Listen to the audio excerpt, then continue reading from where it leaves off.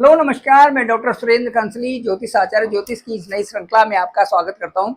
आज मकर राशि Capricorn sign लेते हैं। कैप्रिकॉर्न साइन का जो सबसे अच्छा एस्पेक्ट, सबसे अच्छा जो विश्लेषण का इस समय बन रहा है वो है आपका भाग्येश। भाग्येश कहते हैं कि पुराने समय से ही ये देखा जाता है कि जब भी शादी ब्याह होते हैं या कोई भी अपनी कुंडली को दिखाता है तो सबसे पहले कहते हैं कि मेरा भाग्य कैसे होगा। ये सबसे पहले सबसे फर्स्ट चीज होती है, मेरा भाग्य कैसे होगा। तो भाग्य का यदि लॉर्ड आपके केंद्रस्थ भाव में है, फर्स्ट फोर्थ सेवंथ और 10th हाउसेस में है, तो ये समझा जाता है कि भाग्य अच्छा है। और भाग्यम फलति सर्वदा न च विद्याम न पौरुषम, सीधे सीधे बात है। तो इसके साथ साथ में जो आपकी तन की पवित्रता है, तन की पवित्रता आपको ये सिखाती है कि आप कैसे दान करें उससे। और उसके बाद साथ मन की पवित्रता ये सिखाती है कि आप हरि भजन करें। तो ये सारी चीजें जो बहुत महत्वपूर्ण बन जाते हैं कई कई हिसाब से, कि हम यदि सेवा करें तन की, अपने अपने शरीर की जो पवित्रता है उससे यदि दूसरों की सेवा करें तो हमें ऐसा लगता है कि हमारा जीवन जो है सुधर गया।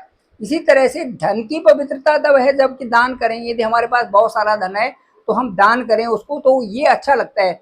और उसके साथ साथ मन की पवित्रता के लिए भजन कीर्तन करते रहें कि श्री राम जय राम जय जय राम, श्री राम जय राम जय जय राम, या जो भी हनुमंत का या जो भी हनुमान चालीसा है, सुंदरकांड है, इनको करते रहें तो उससे मन की पवित्रता बढ़ जाती है, अच्छी हो जाती है। कहने का मेरा आपका ये जो तात्पर्य ये है कि यदि अष्टम भाव में केतु है तो भाई मकर राशि वालों, मैं आपको कहना चाहता हूँ कि आप भजन कीर्तन भी करिए, आप जो है सेवा भी करिए, और आप जो आपका धन का दान भी करिए। ये आपके लिए बहुत अच्छा होगा। यदि अष्टम भाव में केतु है, अष्टम भाव में राहु है, अष्टम भाव में मंगल है, अष्टम भाव में शनि है, तो आप जो है भजन कीर्तन में लग जाइए। या ज्यादा से ज्यादा आप आजकल रिलीजियस जो प्लेसेस हैं उनको उनमें जाइए, दौड़ मारिए, उनमें जाइए। रिलीजियस प्लेसेस जो भी आपके इर्द गिर्द हैं उनमें जरूर जाइए। इससे क्या होता है, जो राहु है, शनि है, मंगल है, केतु है, ये जो अष्टम भाव में है, ये सभी शांत हो जाते हैं। यदि आप मंदिर में गए, वहां पर आपने दिया कर दिया तो उसे शांत हो गए। कहने का मतलब है केतु यदि आपकी कुंडली में अच्छे हैं तो आप दान करेंगे, केतु आपकी कुंडली में अच्छे हैं तो आप भजन करेंगे, केतु आपकी कुंडली में अच्छे हैं तो आप स्पिरिचुअलिटी को मेंटेन करेंगे, इसमें कोई भी संदेह नहीं। तो सबसे अच्छा उपाय यही है कि आप किसी भी एक नाम का चांट करिए, तो ये सबसे अच्छा आपका रहेगा। कोई भी किसी भी धर्म में हो, कोई एक नाम पकड़ लो और उसको हर समय उसको रटते रहो। पहले कहते थे ना, हर घड़ी हर पल, हर हर घड़ी हर पल कहते थे, हर घटी हर पल कहते थे कि भाई आप नाम में या किसी किसी एक नाम का जप करते रहो तो ये बहुत अच्छा होता है। अब मैं आपको ये बताऊं कि सबसे पहले जो आपका जो भाग्येश है वो आपके केंद्रस्थ भाव में है। केंद्रस्थ भाव में सप्तम भाव में बुध बैठे हुए हैं, और वो भी चंद्रमा के घर में। तो यहाँ पर एक अच्छा लक्ष्मी योग बनाते हैं, ये बहुत अच्छा है। तो जो भी व्यवसायी है उनके लिए भी अच्छा है, तो जो सर्विस क्लास कर रहे हैं उनके लिए भी अच्छा है, और उसके साथ साथ में आपके पर्सनालिटी के लिए, डेवलपमेंट के लिए भी अच्छा है, और आपकी जो स्पीच है उसके लिए भी अच्छा है, और आपका एक सामंजस्य विवेक जो जागृत होता है उसके लिए भी अच्छा है। विशेष करके बुद्ध को हम कहाँ देखते हैं, बुद्ध को हम अपनी बुद्धि के लिए, इंटेलेक्ट देखते हैं कि भाई हम किस तरह का है, क्या बोल रहा है, उसका क्या प्रभाव है, क्या लॉजिक है, ये बुद्ध को देखा जाता है। तो ये मकर राशि वालों के लिए ठीक ठाक तो है, क्या दिक्कत है। तो यदि आपका बुद्ध ठीक है तो कई सारी चीजें उससे आपकी अच्छी प्रभावित होती है और अच्छा है भी।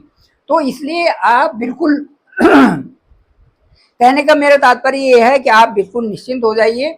आपको प्रेजेंस ऑफ माइंड का यूज करना है कि आपका दिमाग क्या कहता है और वो सही दिशा में है या नहीं है। हमें ये भी देखना है कि लोग क्या कह रहे हैं, लेकिन आपको ये भी देखना है कि मैं क्या कह रहा हूँ। दैट इज वेरी उसमें इम्पोर्टेंट उसका हो जाएगा कि मैं क्या कहता हूँ, मैं क्या कर रहा हूँ। ये बहुत ज़्यादा महत्वपूर्ण आपके लिए इस समय बन जाता है। तो आपका भाग्य ठीक है, इसमें कोई संदेह नहीं है। आप कार्य करिए, अच्छे कार्य करते खूब आगे बढ़िए, कोई दिक्कत नहीं है मकर राशि वालों को, ठीक है। चलिए, अब इसके बाद हम मंगल की बात करते हैं। यदि मंगल जो बहुत ज्यादा चर्चा में है, मंगल और केतु, ये हो जाएगा, ये हो रहा है, ये परेशानी हो रही है, एक्सीडेंटल हो जाएगा, फलाना हो जाएगा, और 8th हाउस से बहुत सारी चीजें होंगी, रिस्क करके चलो, बहुत रिस्क है, गाड़ी ढंग से चलाना, ये सारी चीजें हैं। इसके लिए आपने एक ही काम करना है कि एक ध्वजा आपने मंदिर में चढ़ा देना है, ठीक है। एक झंडा आप मंदिर में लगा दें, कोई भी किसी भी धर्म का हो, आप कुछ भी ये कर सकते हैं। आप ध्वजा मंदिर में चढ़ाएं या जो आपका पूजा स्थल है वहां पर आप इस तरह से करें। दूसरा, इसके लिए ये यदि ऐसा करते हैं तो मन में एक भाव आएगा, मन सबसे बड़ी चीज है, मन ही देवता, मन ही ईश्वर, मन से बड़ा न कोई। यदि आपने मन को साध लिया तो आपने सबको साध लिया। कंट्रोल, यदि मन को कंट्रोल कर लिया तो आपने सबको कंट्रोल कर लिया। ये तो पक्की बात है। मन को कंट्रोल करने की बात ये है कि आप यदि विषम परिस्थितियों में भी समझ जाते हैं कि भाई सही और गलत क्या है, तो ये बहुत बड़ी बात होती है। ठीक है, तो थोड़ा सा डिस्टर्ब होने के बाद एकदम से आप अपने उसमें आ जाना, ये बहुत अच्छी बात होती है। इसलिए जो है मैं ये कह रहा हूँ कि जो मंगल और केतु है ये आपके सूर्य की राशि में है, लीडरशिप में है।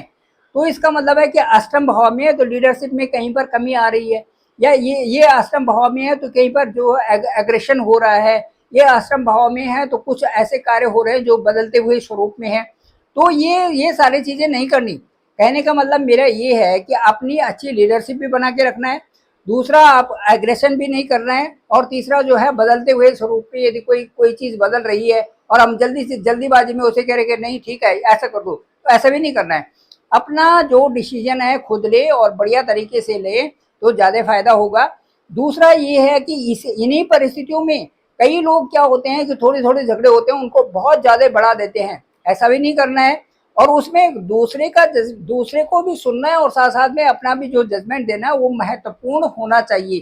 थोड़ा सा एग्रेशन हो गया लेकिन एग्रेशन को रोकना जरूरी है, यदि कंट्रोल कर दिया तो आप वहां पर जीत गए।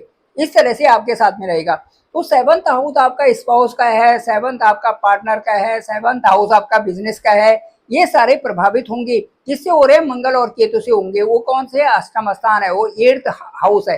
तो 8th हाउस का जो अष्टम और जो वहां पर मंगल मार्स है और जो वहां पर केतु है, तो मार्स आपकी आपकी आपकी जो लग्न है, यदि आपका मकर लग्न है, आपका कैप्रिकॉन लग्न है, तो आपके ठीक कहाँ से होगा?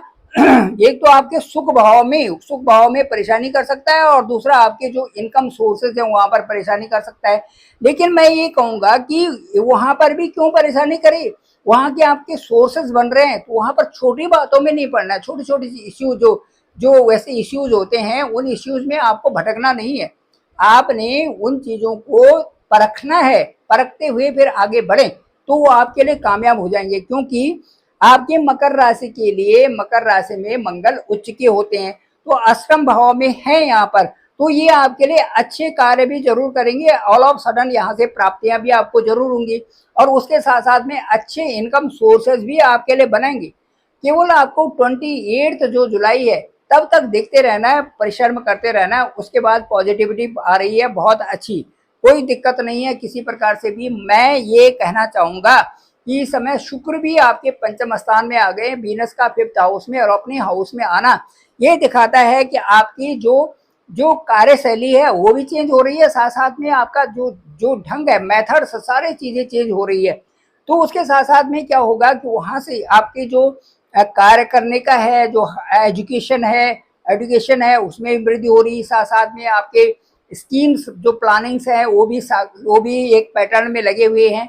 जो आपके पुरानी चीजें हैं, पुराने जो आपने कार्य कर रहे हैं, उनका सफल होने का पूरा पूरा समय अब आ गया है। यदि आपने कोई कंपटीशन दे रखा है तो मुझे लगता है कि उसमें आप सक्सेस होंगे।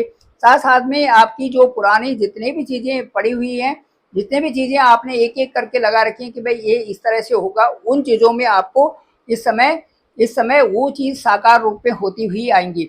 और इसके साथ साथ में मैं ये कहूंगा कि जो घर है, प्रॉपर्टी है, गाड़ी है, इसको भी आप इस समय जब लेंगे तो सोच समझ करके लें, क्योंकि मंगल जो है अष्टम में गया हुआ है। और इसके साथ साथ में भाइयों से भी आपका थोड़ा विवाद, थोड़ी बहुत चीजें जो हो उनको थोड़ा सा कंट्रोल करके आपको रखना है। और इसके साथ साथ में मैं ये कहूंगा कि आप यदि चाहते हैं कि बहुत अच्छा हो तो गुरु से संबंधित उपाय भी करें, क्योंकि अष्टम में गुरु है, तो गुरु से संबंधित उपाय भी करें। ओम नमो भगवते वासुदेवाय, इनका भी जाप करें। ठीक है, इसके साथ साथ में आप ओम ग्रांग ग्रीं ग्रौंग साह गुरुवे नमः, इसका भी जप कर सकते हैं।